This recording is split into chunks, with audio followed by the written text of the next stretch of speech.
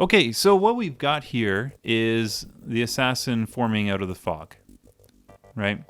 And you can see some really neat effects are happening here. It's not just fog that's being put over top of another layer, although it is that. I've also created a bump map for the assassin herself. So if you go ahead and take that off for a second, you can still see there's a lot of texture going on here that's happening on this layer of the assassin. And so you get something that's kind of like this, and it's actually all flowing together. So the 3D texture that's happening on the assassin is also happening in the fog, so it actually flows nicely together. We're gonna go over how I did all of that. So we're gonna go to new composition. I'm gonna call this Fog Assassin at 1920 by 1080p and hit OK. And you can do whatever you want here. So I have a couple of fog assets, but you can also create this out of what's the fractal noise effects that's here on After Effects. And you can go to Layer, New, Solid, for example, type in fog, hit OK. Then you can go over to fractal noise in the effects, drag it over, drop it on top. And then you can change some settings. So you want to go something like cloudy, so it looks like it's actual fog. Change it to spline. You can reduce the brightness, up the contrast. You want more of a gray kind of a look for fog. Change the complexity, and then you can do things like transform, hit the offset turbulence, drag it over, whatever, 6 seconds, and move it over. So you get something moving something like that speed. And then keyframe the evolution, make it change however you want. And then you have this kind of fog changing thing, and it'll look really nice once you've got it all done. And then you can mask out the shape of this fog however you want. And then with the mask, you go down to layer, hit M for mask. You can feather it out, increase or decrease the expansion so that you have something that looks like this.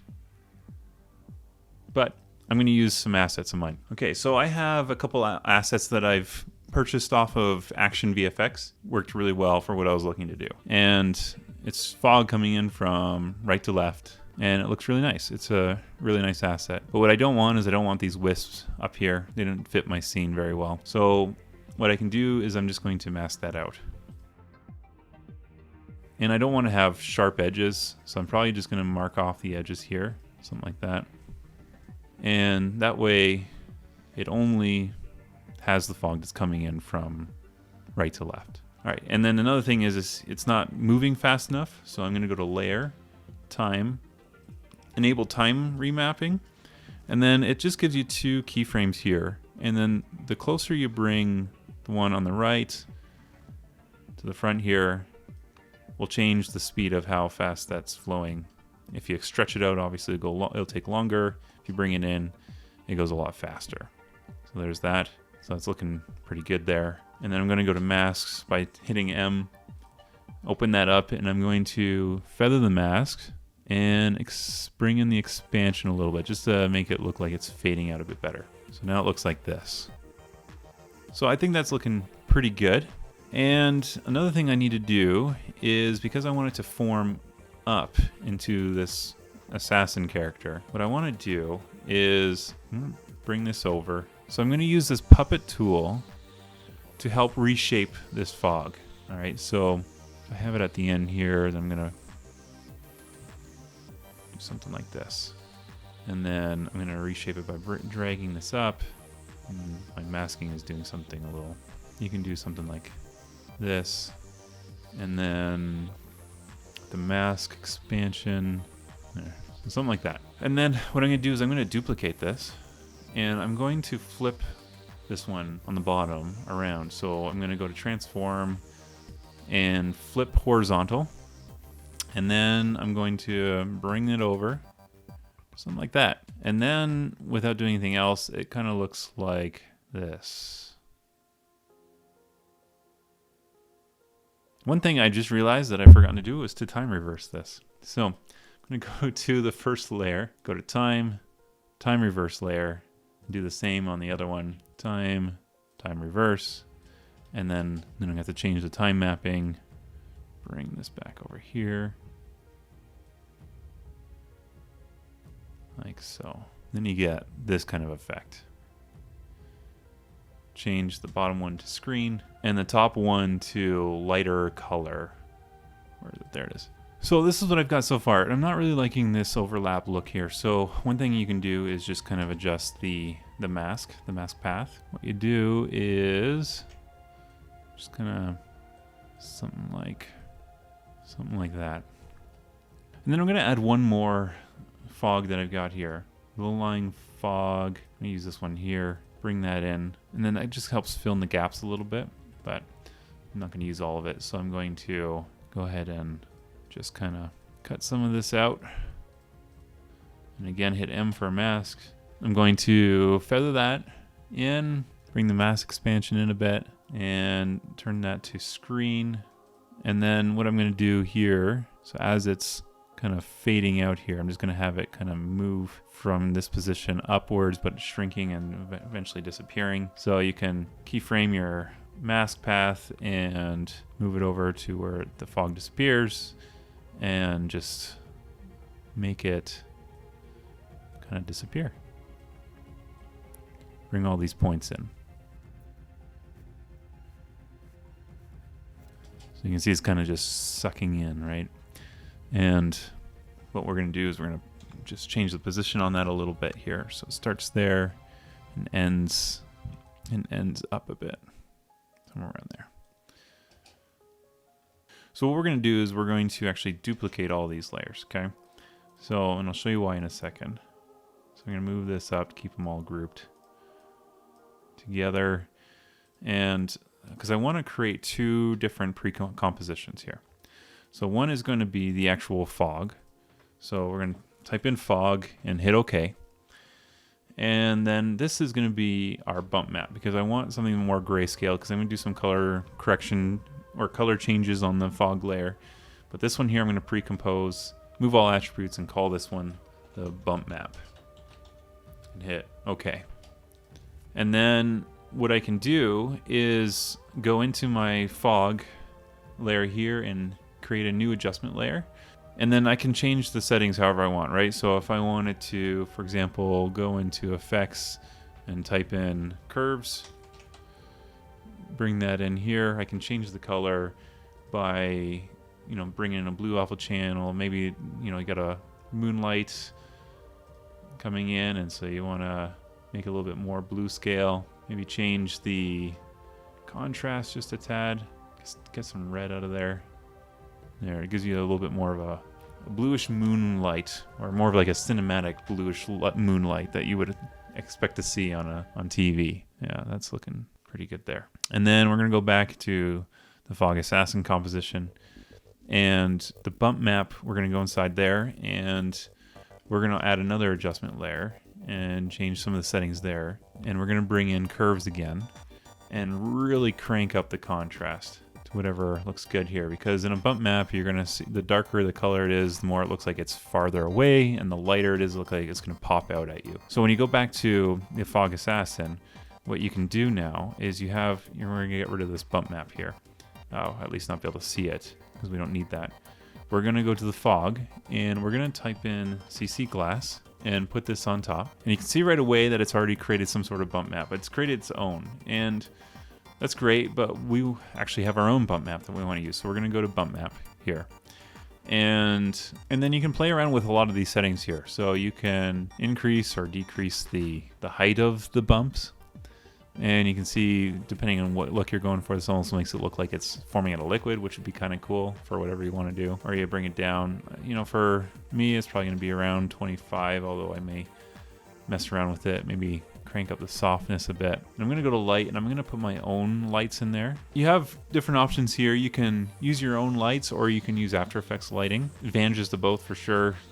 I'm going to use the After Effects light, and I'm going to have... For my scene, I had a lantern that was on a desk over to the left, and the moonlight was kind of shining, was more of like the key light, or maybe a little bit more to the right, just to add a little bit of contrast. So you can go to layer and bring in some lights here. So one could be, something here, and we're going to, don't need it that high. And we're just going to reposition this thing. X, bring it over here. It's going to be very faded. So I'm going to go to layer, light settings, really bring that down. I'm going to create another light and make it more the moonlight, but almost on the white side. And bring that to the other side. So you can kind of see some orange, you can see the blue. And I'm not sure I'm liking that fog too much. I think there might be too much contrast. So I'm gonna go to the adjustment layer and bring down that contrast. Right. I'm gonna even reset that. Okay, so you end up with, looks like that, right? And we're almost done here. So what's next is then you bring in your footage. So I'm going to go over to my footage here and bring that in. She's on a green screen. So I'm going to go ahead and transform this layer and fit to comp. And I'm bring it to the top and just work on this by itself for now. So I'm going to use a mask to mask out as much as possible.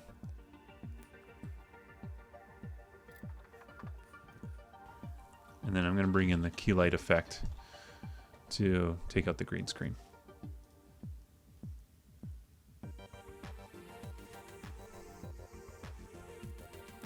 So I've talked about this before. Everything in that you want to be showing, you want it to be white. Everything in the background that you want to go away, you're going to make it black.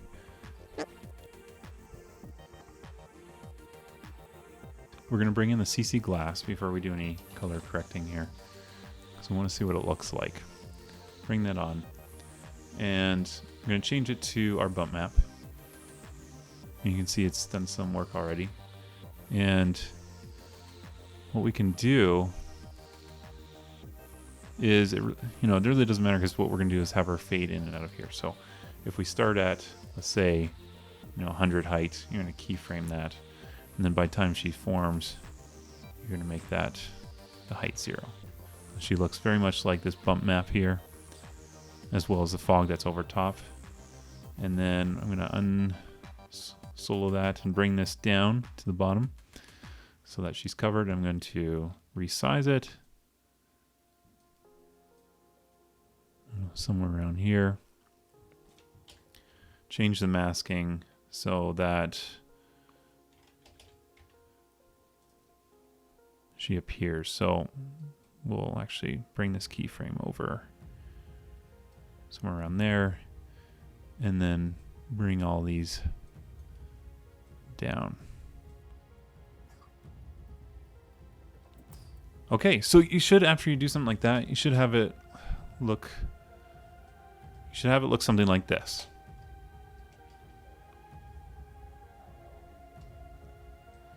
So yeah, some of the things is the masking didn't quite work out well.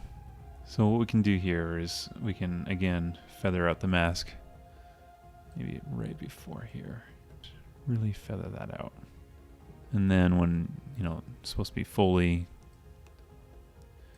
there, you can, so we're going to keyframe that.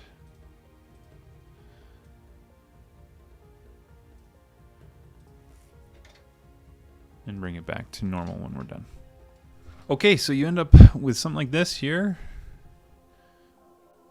That's looking pretty good. You need to do some color grading on the actor herself, but what you can do here is, again, go to curves if you want something quick. Bring that on, and then create some contrast. Again, you have to color it according to your scene, right? All right, so after you do that, it looks like this. And you have a couple options of what you can do after this. One is you can put in the background here and then render it all out. Or you can render this all out, put it into your project on top of your background, and do some color correcting in Premiere or whatever you're using. And so there's a lot of different options. But this is what it looks like, and I think it turned out pretty good. If you have any suggestions on how we could have done better, I'd love to hear it in the comments below. If you have anything you'd like to see done in how to, whether it's in After Effects or Premiere or lighting or any other sort of tutorial when it comes to filmmaking, please, again, leave those suggestions in the comments below. That would really help us with knowing where to point our content. Again, this is Aaron from Optix Studios, and I'll see you next time.